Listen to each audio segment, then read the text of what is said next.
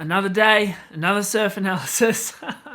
I just went for a little surf. I'm all zinced up, and I've been doing a bunch of coaching recently, just one-on-ones with the whole COVID saga, blah, blah, blah. And I thought I'd chat to you guys about some things that were coming up. In particular, popping up, positioning yourself, and paddling in on an angle, but going into that a little bit deeper.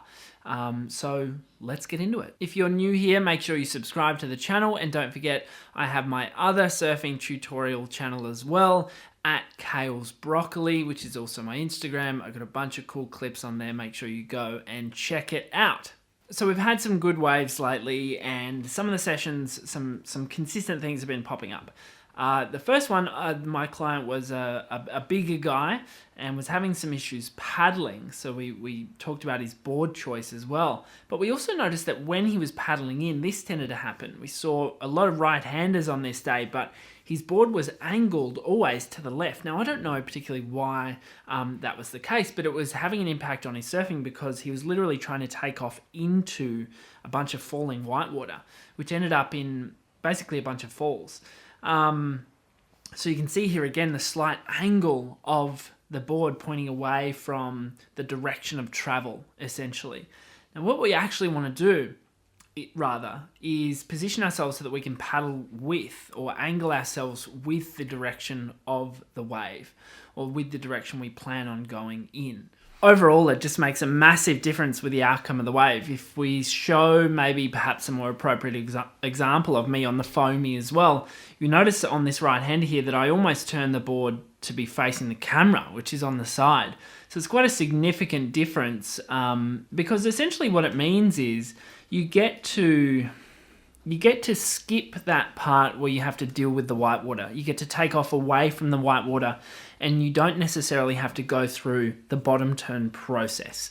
Now, if you're on a 4-foot wave, it might be great to go straight to the bottom of the wave and do a big bottom turn into a hit, but especially on smaller stuff, you want to get into the wave and up and out into, or stick in that power zone, you know, the top third or the top 2/3 of the wave, so that you can build up enough speed to get going and do whatever you want to do on that wave. So as you can see, just a tiny little wave here, it ended up working out pretty well as far as surfing a big foamy goes. So if we come back to the student now, we see that he was also popping up too soon.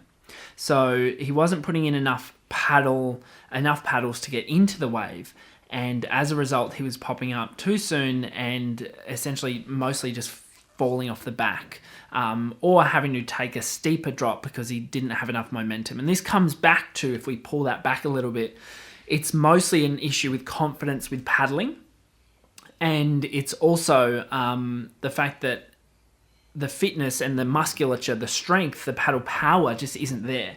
So we actually want to be able to fix that. If we look at this screenshot here, we see that the body composition, the body integrity, I should say, in that paddling position is not very good. And as a result, it's sort of ended up ruining the wave. The client took off and sort of faded off the back. So you want to kind of avoid that as much as possible. And that's going to come down to reminding people, or reminding you guys, to put in your paddle strokes.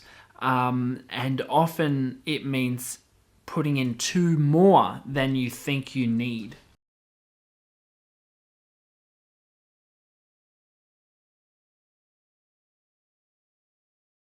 If we look at this wave here, we see because of that slow process, because of that inefficient entry into the wave, what we see is a body that's essentially looking down. I mean, if you look at that for a while, there's no way that there is going to result in an informed decision when it comes to actually looking down the wave and picking your line, which is going to be incredibly important for the overall success of the ride. What we see is basically a result of lack of mobility. I know this particular client has some hip tightness, and that's, that could be having an impact on how he's taking off. If we look at me over here in the wave pool, if you want to see my wave pool review, make sure you check it out. I'll throw a little card up here. It's Far out, it's such a fun place. I wish it was open right now.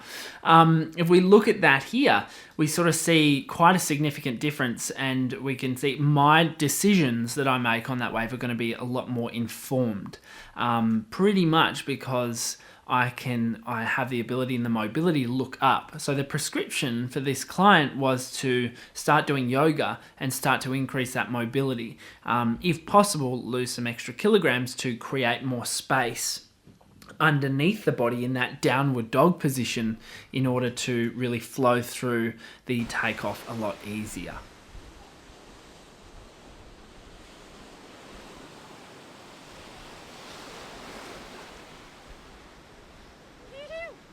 Repeat the paddling.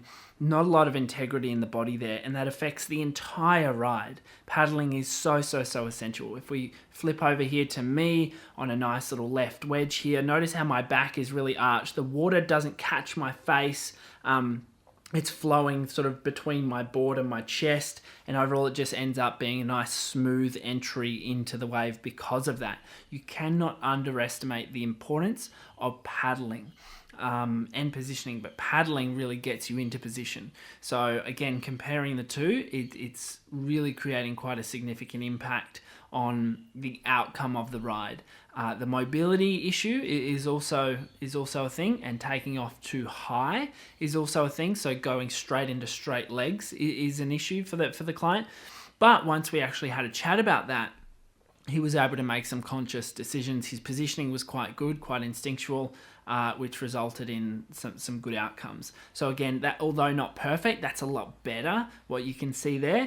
And again, staying nice and low, he's actually got quite a good solid surfing position, just ended up in a much better ride. So just some small corrections there with an encouragement with positioning, but also taking off a little bit lower, waiting a moment before popping up, ended up with a good result.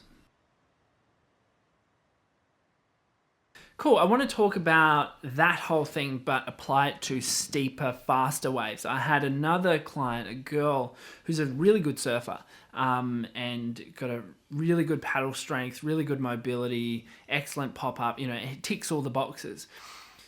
What we saw though on this wave here, her positioning was absolutely perfect. Like I can't see a better position than that to be in for this ride.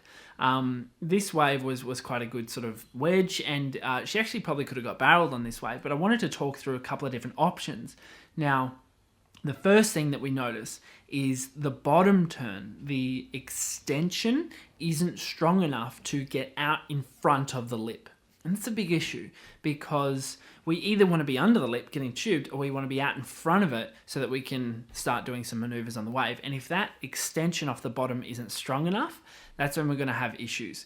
So if we have a look at that turn again, and then we compare it to myself on a similar wave, obviously not the same, it's just that tiny turn, that tiny little oomph turn that I've talked about with you guys that makes all the difference. So that's it in real speed.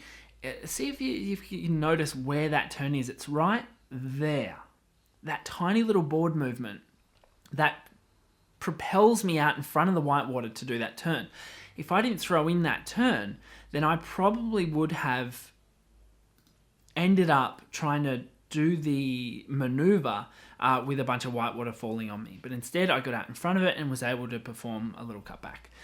So that little moment there, what we're trying to correct, it can be done in a few different ways. We can do that oomph turn at the bottom of the wave, but we can also try and enter the wave with a lot of speed and do it before the wave even crashes. And this is obviously dependent on what we talked about previously, paddling. So your paddle power has to be really strong for this, so that you can be up and riding before the wave is even breaking. You see, this is one thing I noticed about professional surfers a lot when I was at Trestles recently. Guys like Griffin Colapinto, Kaloe Andino, they're up and riding before the wave's even breaking. Their paddle power is incredible to watch. So if we look at a much less intense, much less cool version of that here, of me on the 20, I'm up and see that first little turn right there to give myself enough speed to get into the tube on this one. that makes all the difference in your surfing because it drives you forward through the wave. It gives you the momentum that you need to get out in front of it, or like in this instance to get in the tube, or this instance here to do a big turn.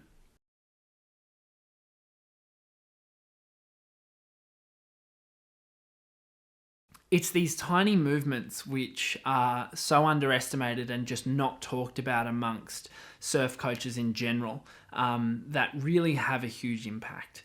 And I think that in this particular instance, the surfer could have benefited from improving or intensifying that extension off the bottom. So the feedback for this particular surfer, and I'm really excited to share more of her journey with you, is hold that compression a little longer and then explode harder off the bottom. The other option that she had was to actually take off and go straight into the tube. Because this wave was, a barrel, wouldn't have been an epic barrel, but she definitely could have got barreled. That's also going to come down to paddling. So if we have a look at this wave here, this is of me again. Notice how I pop up and I don't even go to the bottom. It's straight. I pop up down the face and then I tuck my arm in and go straight into the tube because I know it's going to barrel. That is another alternative, but again, it's probably a more advanced alternative. If the waves get bigger, generally this gets harder to do because you're just left with too much speed in order to be able to hook in like that. Only some of the best surfers in the world can do that sort of stuff. So me just doing this on a medium wave is really not that impressive. But that came down to my entry into the wave, my position and my paddling. Again, I cannot emphasize enough how important they are. So in summary, what I want to say is that always work on your paddling, be it at home on the Swiss ball with the exercises that I've talked about before. Check the card just here for a paddling video, or spending a bunch of time in the water, be it just on your board going for a paddle even when it's flat, or just surfing as much as possible and working on your fitness that way, the old school way. Don't underestimate how important that is. Positioning is always going to come into it as well, but again, positioning is almost like a language. It's very difficult to teach, and really it comes down to you spending time in the water. I know I sound like a broken record. The other part I want to just rehash here is think about the small turns, the linking turns, the connection turns, the micro differences between a good extension and an average extension can have a cumulative, I hate saying that word, effect on the rest of the ride. So don't underestimate them, and really work on that. You can work on it with your surf skates. You can work on it just by going surfing. So anyway, I hope that was clear enough for you guys. If you enjoyed the video, let me know down below. If you want clarification on anything else, let me know, and don't forget to subscribe to the channel, and also check out a bunch of videos on my other channel at Kale's Broccoli. Plenty more cool stuff coming there. I'll see you guys soon.